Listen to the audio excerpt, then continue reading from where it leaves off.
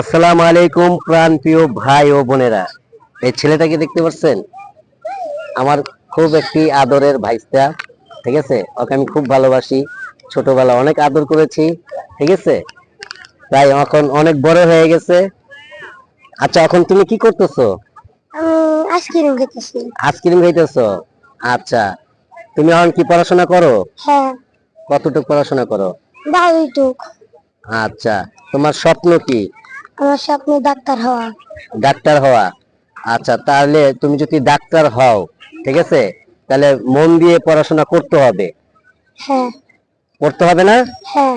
আচ্ছা, তোমার বাবাকে বেশি ভালোবাসো না মাকে বেশি ভালোবাসো? দুজনকেই। দুজনকে সমান ভালোবাসো না? হুম।